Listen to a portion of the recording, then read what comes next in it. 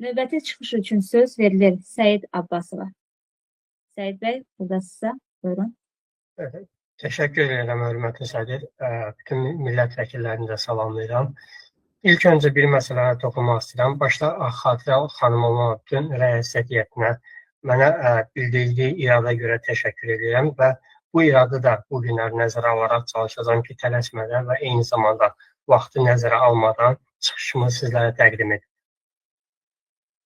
Azərbaycanda mövcud ictimai, siyasi, iqtisadi, sosial və mədəni durum çox acınacaqlı vəziyyətdədir. Acınacaqlı vəziyyətdə olmasının əsas səbəblərindən olan insan faktoru demək olar ki, bu sadalanan məsələlərə müdaxilə edə bilməməsindən dolayı olduğunu düşünürəm. Bəs nədən insanlar bu proseslərdən uzaq düşüb və ya uzaq tutulublar? Bunların bir çox səbəbi vardır. Amma burada əsas məqam insanlar nədən öz talihlərinə biganəlik yolunu tutublar və eyni zamanda özgüvən hissini itiriblər. Bunun psixoloji və fiziki bir çox nədənləri var. Bugün sizlərə fiziki tərəfini çatdırmağa çalışacağım. Təbii ki, bacardığım qədər. İlk olaraq əsasən fiziki problemlərə dedikdə göz önünə insan sağlamlığı gəlir. Bugünkü gündə yaşadığımız cəmiyyətdə təqribən insanların 80-85% sağlamlıq problemləri yaşayırlar. Bu problemin kökündə də əsasən qida problemi və çirkli su istifadə etməsi dayanır. İnsanın qidalanma forması onun cəmiyyətdəki roluna birbaşa təsirdir. Yəni, tibbin atası İbn Sina'nın sözləri ilə desək, insanın yediyinə desə, özü də odur. Bu səbəblə cəmiyyətdə durmadan qidalanma problemi və eyni zamanda kimyəvi zəhərlərdən daha çox istifadə edilməsi, insanların sosial münasibətləri və mədəni mühiti bir-birindən qoparmaqla cəmiyyətdə olan ümumi inkişaf trayektoriyasını mənfi istiqamətə yönləndirilir.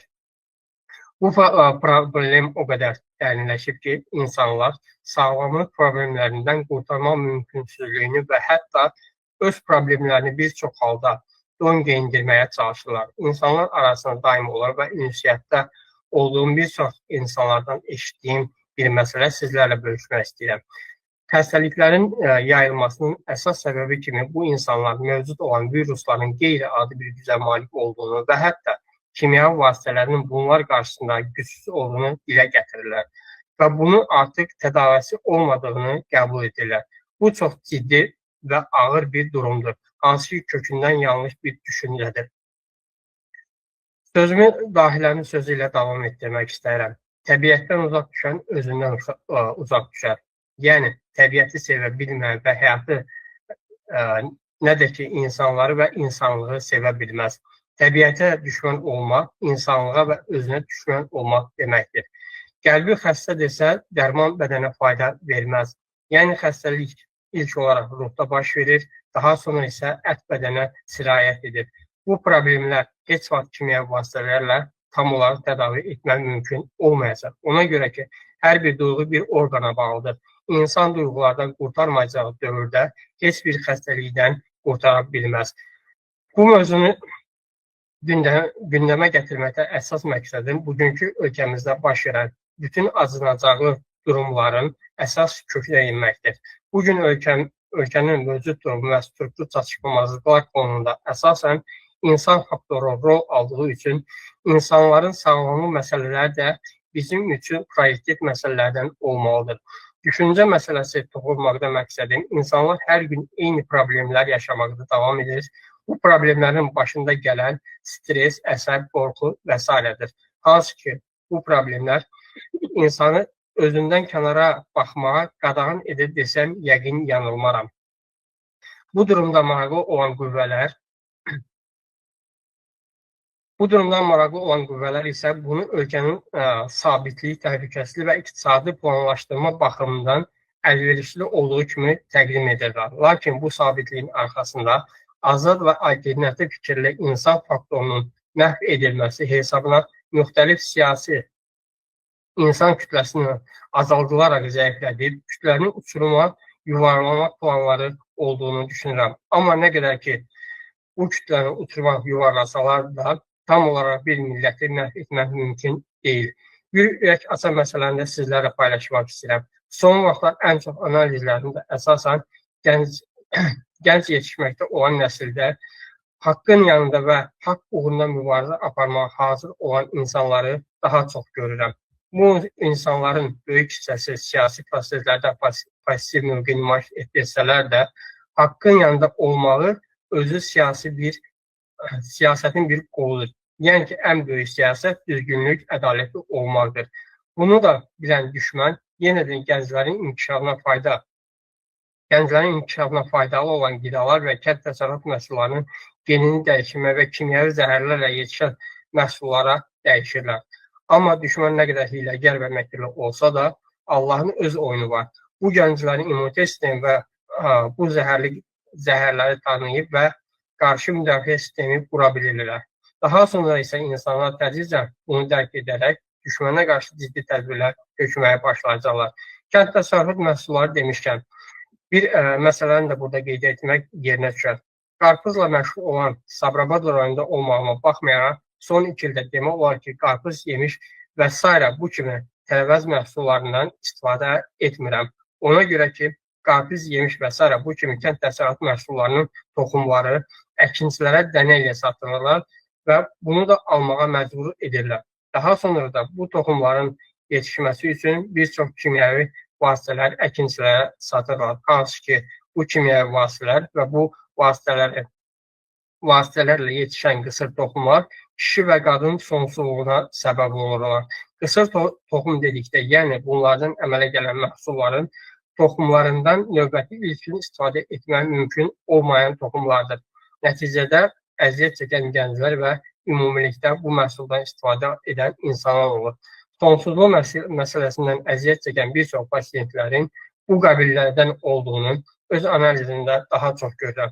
Bundan əlavə olaraq, el arasında şəkər xəstəliyi kimi tanınan diabet xəstəliyi 35-40 yaşlı insanlarda daha çox rastlaşır. Diabet bir xəstəlik deyil, qidalanma prosesinin, daha doğrusu ikinci həzm prosesinin pozulmasıdır.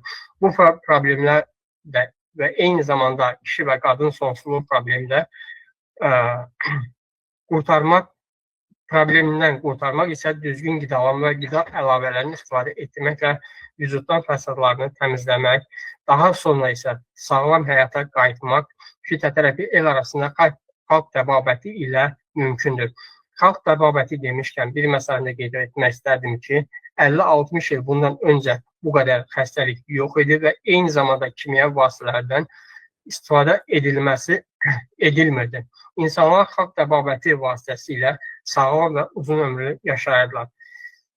Sosial şəbəkələrdə analiz edərək və eyni zamanda bir çox qruplarda insanların yazışma aparanda ən çox qarşılaşdığım məqamlardan biri və eyni zamanda birincisi insanların rəyi filan həkimə getdim və filan qədər müalicə aldım, filan qədər maddi itkim oldu, amma zərrə qədər faydasını görmədim. Yəqin ki, bu durumda bir çox insanlar qarşı və eyni zamanda hal-hazırda məni dinləyənlərin içərisində belə insanların olmaması mümkünsüzdür düşünürəm. Yəni, yekun olaraq demək istərdim ki, sağlam və uzun ömürlü olmaq insanın öz əlindədir. Yetər ki, insan bunu istəsin. Mədəni mühit və dini bölümlərdə də durum heç də ürək açan deyil. Cəmiyyətin böyük hissəsi bu proseslərdə pasiv mövqe nümayiş etdirirlər. Əsasən pasivlik yaşlı tərəfdən daha çox görürəm. Sovetlər dönəmində ictimai nəqliyyatlarda və insanların cəm olduğu yerlərdə ağsaqqal, abisək sözü var idi və hər kəs buna qulaq asırdı. Burada Sovet deyəndə o dövrün gözəl olduğunu demək istəmirəm əsla. Demək istədiyim odur ki, bugünkü pasiv yaşlı nəsli Sovetlərin bizə hədiyyəsidir desəm yanılmaram. 2019-cu ildən aktiv siyasətə qoşulduğum bugünə dək yalnız yaşlı nəsillərdən ən çox zərbə almışam. Bunların detallarına gedəsi olsam, saatlarla danışa bilərəm. Sovetlər sistemin tək bunu mu bizə hədiyyə edib? Bugünkü dövrdə yaşadığımız bütün problemlərin kökünə indikdə Sovetlərin izi görmək mümkündür. Ziyalı sözünün küçümsəməsi, ziyalının aşağılamaq prosesləri də bizə Sovetlərin bir hədiyyəsi olduğunu düşünürəm. Bu problemlərdən dolayı bir çox əsl ziyalı olanlar isə tutulmağa üstünlük verirlər. Danışanlar isə onun dediklərini qavraya bilməyən toplumun hədəf atəşinə məruz qalırlar. Bu insanlardan biri və mənim üçün birinci olan Professor Rəşid Mahmudovdur. Rəsmi olaraq professor ala bilməsə də, mənim üçün əsl professordur. Yəqin ki, onu imtahan test etməyə bugünkü gündə Azərbaycan professoru yoxdur. O yüzden də hələ bu adı ala bilməyib. Buna baxmayaraq, mənim üçün əsl professor Rəşid Mahmudovdur. İkinci olaraq da Siyavuş Novruzovu adını çəkmək istərdim. Bir çox insanlar cəmiyyətə verdiyi mesajları dərk edə bilməməsi səbəbindən bunu tənqid və bəzi hallarda təhqir ateşinə tuturlar. Cəmiyyətimizdə də bu baxımdan durum çox ağırdır. Siyavuş Novruzova sual verilirdi ki, ölkəmizdə uşaq pulu niyə verilmir?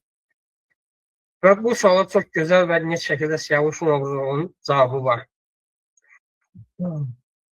Təbii o ki, başa düşən toplumlar üçün çox gözəl mesajlar verir. Siyavuş Novruzov kimliyindən asılı olmayaraq mənə onun verdiyi mesajlar çox önəmli. Cavab olaraq deyir ki, o ölkədə uşaq pulu verilir ki, orada uşaq dünyaya gəlir. Və burada bir retorik sual ortaya çıxır. Yəni ki, Siyavuş Novruzov bilmir ki, Azərbaycanda uşaq dünyaya gəlir və nə qədər uşaq öldürülür və yaxud şikəst edilir. Bunlar bilmir, təbii ki, bilir. Amma burada Siyavuş Novruzovun şüur altına ötürəsi çox ciddi bir mesajı var. Bu nə mesaj vermək istəyir? Bu mesajlar haqqında saatlarla danışmaq olar. Amma qısa olaraq Siyavuş Novruzov demək istədiyi odur ki, uşaq pulu verməli olan qurum üçün sizin uşaqlarınız uşaq deyil. Yəni sizin uşaqlarını özlərindən saymırlar. Bunu dərk etməyən toplum uşaq pulu almaqdansa almaması daha faydalıdır düşünürəm. Orta əsrlərdə bir çox elm və din adamlarının sözlərini insanlara vizual olaraq bir detal üzərindən örnəklə verirdilər ki, insanlar dərk edə bilsin. Çox təəssüflər olsun ki, bugünkü cəmiyyətimiz hələ də orta əsrlərdə ilişib qalıb. Bu da Sovetlərin bizə vurduğu ən böyük zərbələrdən biridir. Hansı ki, insan fizionomiyası bilən ziyalıları məhv edərək bugünkü bir toplumun yaranmasına vəsilə olublar. Hər bir nəsildə ən azı bir fizionomist olmadığı sürəcdə bu problemdən qurtarmaq çox çətin olacağını düşünürəm. Dini məsələlərdə də o qədər problemləri var ki, sadalamaqla qurtarası deyil. Ən çox mövzularda yenə də problem qaynağı Sovetlərin bizə miras vaxtı yaşlı nəsildən gəlir. Bu mövzunu çox uzadıb vaxt almaq istəmirəm. Tarixdən qısa bir örnəklə bu mövzunu qapamaq istəyirəm. Dünyanın tamamına hökmranlıq etmiş və kafirlərdən olan və sonda bir ağcaqanad ilə öldürülmüş Buxtu Nasır və Daniel Əleyhisselamın qısa diskusiyası. Buxtu Nasır, insanlar səcdəyə qapanarkən nədən siz sərbəst şəkildə gəzirsiniz? Daniel Əleyhisselam, yəni nə etməliyik ki?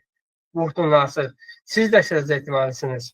Siz də səcdə edəcəksiniz. Daniel Əleyhisselam, biz Allahdan qeyrisinə səcdə etməməliyik. Qeyrisinə səcdə etmirik. Diqqətinizə görə təşəkkür edirəm. Çox sağ olun Seyid bəy. Maraqlı çıxışınıza görə sizə öz minnətdarlığımı bildirirəm. Bilirəm ki, siz xalqın sağlamlaşdırılması istiqamətində öz doğru bildiyiniz formatda səylər göstərirsiniz. Bugünkü çıxışınızda da çox vacib məqamlara toxundunuz. Əhalinin səhhətində yaşanan problemlərin birbaşa onun yaşadığı və çox vaxtda həllini tapa bilmədiyi sosial problemlərlə bağlayırsınız. Bu həqiqətən də belədir. Nəinki xəstəliklərin yaranması, eləcə də bəlkə də bu problemlərdən əmələ gəlməyən xəstəliklərin belə daha kəskin formada keçməsi, fəsadlarının ağırlaşması da məhz bu problemlərlə, sosial problemlərlə bağlıdır. Mən bilirəm ki, siz xalqa bir arxanızda bugün qoyduğunuz bayram əhval-ruhiyyəli fonla belə bir mesaj vermək istədiniz ki, yəni xalqı psixoloji olaraq daha yüksək əhval-ruhiyyə kökləmək lazımdır. Və bu baxımdan sağlıq olsun, elə bir gün gəlsin ki, Azərbaycan xalqının hər bir vətəndaşı, hər bir fərdi məhz sizin o arxa fonda olan belə rahat, isti bir həyat sürə bilsin, bayramlarını keçirə bilsin, övladlarını, nəvələrini ətrafına toplayıb bir evdə, bir ocaq ətrafında bayramlar qeyd edə bilsinlər. Təşəkkürlər Amin. sizə Səid bəy. Amin.